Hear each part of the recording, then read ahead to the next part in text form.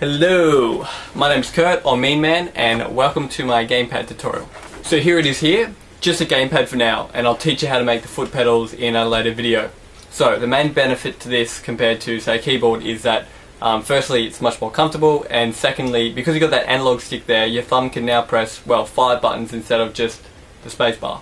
There are a handful of these type of things on the market. The ones I know of are the N52, the G13, the Cyber Sniper, and the Saytech Gamer Pro. But building one yourself can save you in excess of $80, and it will also be tailor fit to your hands since you're making it, which is particularly important if you're left-handed because 3 out of the 4 that I just mentioned are only made for right-handed people. Just quickly, I wanted to apologise for the low-res gameplay you've been seeing, but my computer's made out of wood.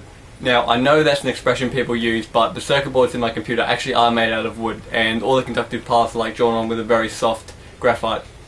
Now, while this is very environmentally friendly, it does limit processing power to around 2.5 megahertz. I have overclocked mine to 3.7 with an aftermarket cooler, which is just a monkey waving a palm leaf, but it's still pretty slow.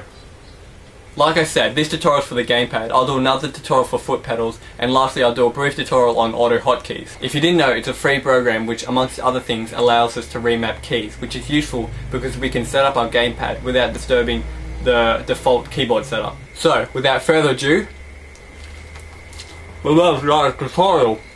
So you're going to need a USB numpad and USB gamepad. I got both mine off eBay, and the gamepad is just a counterfeit PlayStation controller. And I got it because it's the cheapest, but the most important thing is that it has at least one analog stick. If you can find one that looks exactly the same as mine, I recommend you getting it because it's likely that it'll be the same on the inside as well, which will make this process a lot easier for yourself. Other than that, you're going to need a soldering iron, some basic woodworking tools, and some wood.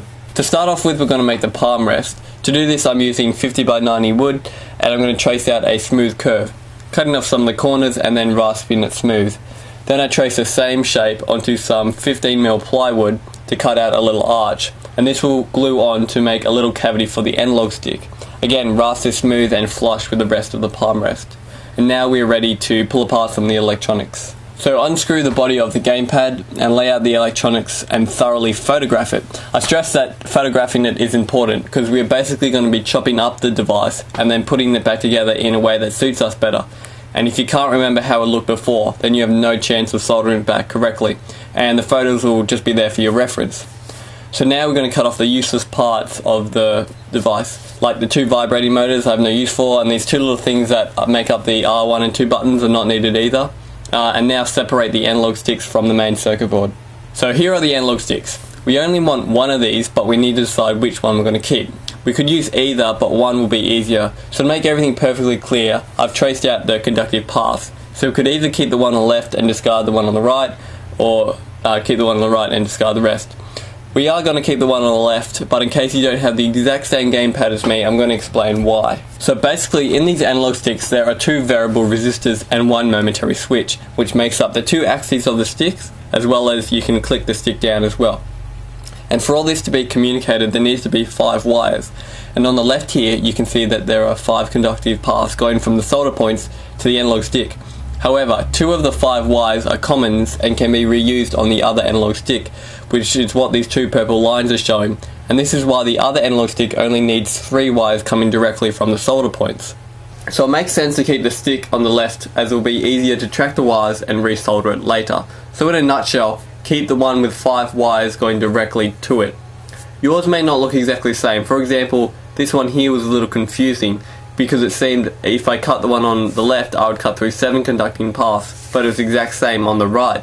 So it was just necessary for me to trace out everything to realise that these 2 are commons, and this other wire here does this weird loop and ends up going to the analog stick on the left anyway. So I'm cutting off with the angle grinder because that's just how I roll, but a Dremel or a fine tooth hacksaw will work fine as well. As you can see, I've cut just to the right of this hole, as this will be useful later when we want to attach it to our gamepad. So next, you're just going to put your hand on how you would like if it were flat and you were using it. But you're going to have it upright and you're going to put your analog stick on. And then you're just going to find this place that's comfortable. Generally, you're going to want it as far back as possible, but there is a small little range here that you can sort of figure out what is the best position for you. So now using the 2 holes already there on the board, screw it to the wood. Next we need to find a comfortable position for the numpad to sit. So first we're going to get it to the right height. I simply stacked books of different thicknesses under it until I find a combination that felt right, and so the height of the books is measured. Now we need to figure out how far back or forward it should be. So when I'm playing, what I'm aiming for is to have, when my fingers are just curled naturally, they sort of form like a line, so you can see they sort of form a line across like here. And what I want is I want that line where they naturally sit when they're just curled over comfortably to sit right on this line right in the middle, and that way when I'm playing WASDs and my forward, back and strafing, that's comfortable and that's where they'll be most of the time, but then I can reach back and get these keys down here, or reach forward and get these keys for other things.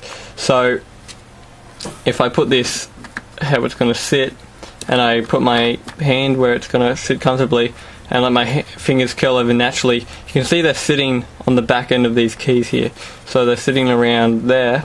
So if I just take a ruler and measure the distance between where they're sitting now and where the middle of that's around, it's around 13 mils.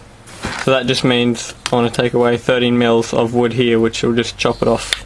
So now we know how far up and how far back we want the numpad to sit, so a chunk of wood can be removed to accommodate for this. So I'm going to be splitting this tutorial up into two parts, so check here for an annotation for a second part when it's uploaded. But wait, before you leave, check this out. This is the first gamepad I made, and while it worked fine, it just didn't look very nice. And as far as I was concerned, it just wasn't of a high enough standard for me to make a tutorial for you guys. So if you want to say thank you for the effort, leaving a like is a great way to do that, and it just lets me know you care. So one last thing before I leave is that these here are all my favourite gaming channels. I could say so much about each one, but the video's getting long enough, so I won't. But yeah, they're all good, subscribe to all of them. I also make slingshots and bows. Check 'em!